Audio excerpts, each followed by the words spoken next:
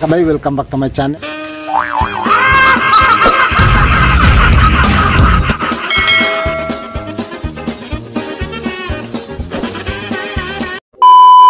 Sa mga lahat ng solid subscriber natin at saka sa mga bago pang subscriber natin. Gagawin natin mga kabay sa araw na to tungkol naman sa kamatis. Yan. Wala ba kayong pagtamnan dyan? Nahihirapan ba kayo? Paano kayo magkaroon ng gulay kasi puro simento na yung bakuran nyo? May paraan tayo mga kabay. Dito magpupunla muna tayo ng kamatis. Yan. Ito ipakita ko sa inyo mamaya kung paano tayo magpunla. Kasi dito nag-prepare na ako ng suwel. Ito pa rin yung mga ginagamit natin na suwel mga kabay. Nabibili natin sa mga nagbibinta ng mga halaman. Mga ano na to mga kabay, mga kombinasyon na siya. Dati nung sa Tarlac pa ako gumagawa ko ng ganito. Yan, nagbibinta din tayo. Yan, para makakuha kayo ng idea. Pwede din kayo mga kabay kapag malapit kayo sa mga palayan, ipanampalay, pwede nyo gamitin, i-mix nyo lang tapos para magkaroon kayo ng carbonite, kailangan nyong sunugin yung ipanampalay tapos bago sa i-mix. Yan, pinakamaganda mga kabay kapag gagawa din kayo ng mga compost. Huwag nyo nang sunugin yung mga dahon kahit anong klaseng dahon mga kabay. Maglagay lang kayo ng yung tambak, doon nyo sila mga kabay. Tapos kapag may trapal kayo, pinakamaganda pag may trapal mga kabay, 1 buwan, 2 buwan nagiging compost na siya. Okay, ang pag-usapan natin ay tungkol sa kamatis. Ito siya, yan, kamatis. Yan. Okay, dito umpisa na natin. Bako lang yung camera. 5 minutes later. Prepare na ako ng tubig. Nag-prepare na ako ng balde. Ito siya, ito yung gagamitin natin kasi wala nga tayong pagtamnan. Kasi yung nga natin, nasa Manila tayo, puro simento na yung bakura natin. Pero pwede tayo magtanim sa ganito mga kabay. Ito, siyempre, yung soil na gagamitin ko. Ito mga kabay, may mix na to na ayan ako nakikita nyo.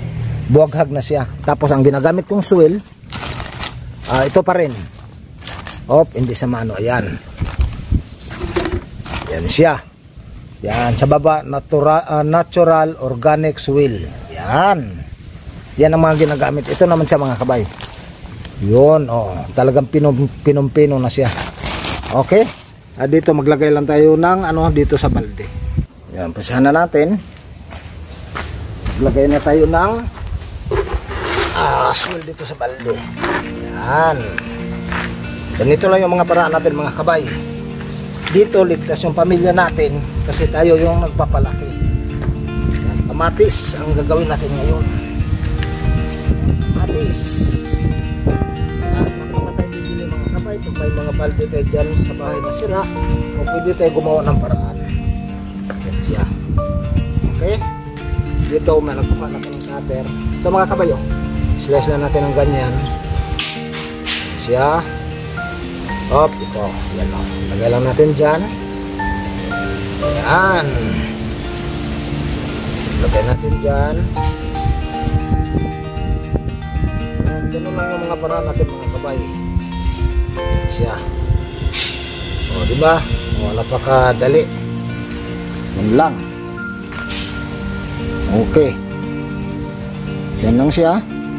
Siyempre, tatakpan na rin natin ng lupa. Tatakpan natin ng lupa. Yan, napakabilis yan mga kabay. Ilang araw lang yan. Yun. Tatakpan lang natin siya ng lupa.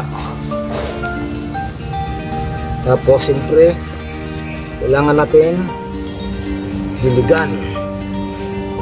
Diligan na natin. Siya.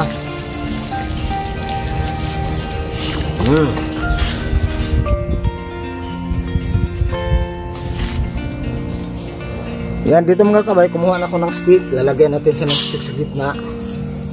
Yan. Para hindi makain mga kabay ng tawag nito, hindi makain ng langgam o mga insekto mga kabay. Kailangan natin lagyan ng plastic. ICU naman to. Yan, pinatawag na ina-ICU natin siya. Kasi ang daming langgam mga kabay.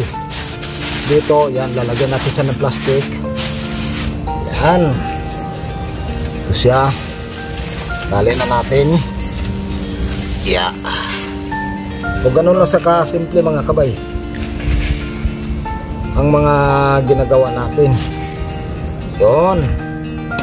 Okay na siya ngayon. Nakalagay na sa ano, plastic.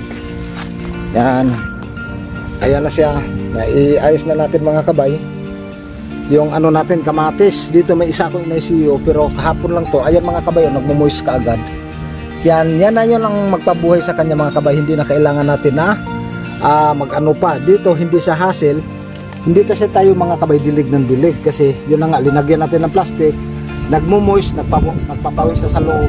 Kaya pinakadabis mga kabay. Tapos maiwasan pa natin yung mga maliliit na insekto, yung langgam. Kasi kakainin nila yung mga kabay yung buto ng kamatis. Ewan ko ba bakit paborito nila yun.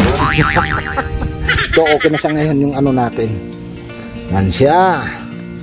Grabe mga kabay. Yung ano natin. Ginawa dito kasi ako gumagawa mga kabay. Halimbawa walang lakad si sir. Dito ako gumagawa ng mga ano dito sa ilalim ng mangga. Tulad ngayon mga kabay, alas 12 na pero sulit. Hindi pa rin sa maano, hindi pa rin sa mainit. Okay, balikan ko kayo maya. 2 hours later. Ayan mga kabay, dito may bago na naman tayong ano, hinanda para magtanim naman ako ng tawag nito. Kailangan kasi namin mga kabay na magtanim ng marami para doon sa resort ni sir sa Kamiling Tarlac kung saan talaga ako nagsimula dati. Ano siya mga kabay? Yellow tops or ano ba yun sa ano? Yellow tops. Kalimutan ko. Duranta. Yan, Duranta. So, naghanda na ako ng ano dito. Ayan o, linagyan ko na ng lupa. Yan siya. Para taniman natin ng Duranta mga kabay. Kasi ito mga kabay, pagka halimbawa mag-ugat na siya, napakabilis mga kabay.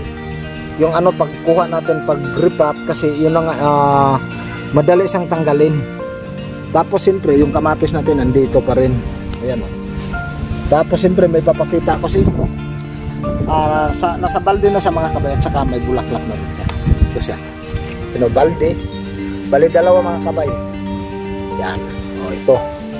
Namumulaklak na sa mga kabay. Ayan yung kanyang bulaklak o. O diba? O. Ganun lang sa kadali mga kabay. Napaka simple. Ito naman yung isa. Yan, mas maraming bulaklak to. Yan, balde ang pinagtamna natin. Yan, balde lang. O di ba napakasimple mga kabay na mga paraan. O bakit pa tayo bibili mga kabay sa palengke?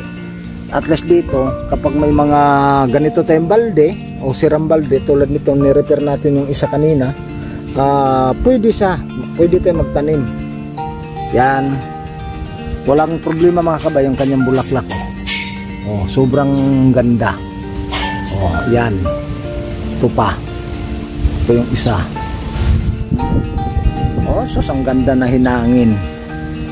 Sobrang sulit. Yan, kasi dito tayo sa ano, yun, yung ano natin, ulugbati. Yung bagong tanim natin, yung ginawa natin yung balde na basag, tinahi natin ang alambre. Ayan na siya ngayon. Oh. At least sulit mga kabay. Yan siya. Okay, paano yung mga kabay? Hanggang dito na lang yan. Maraming salamat. Sana huwag niyong kalimutan na paki-likes, paki-share yung video natin para mas marami pang natutunan. Okay, bye-bye. Maraming salamat.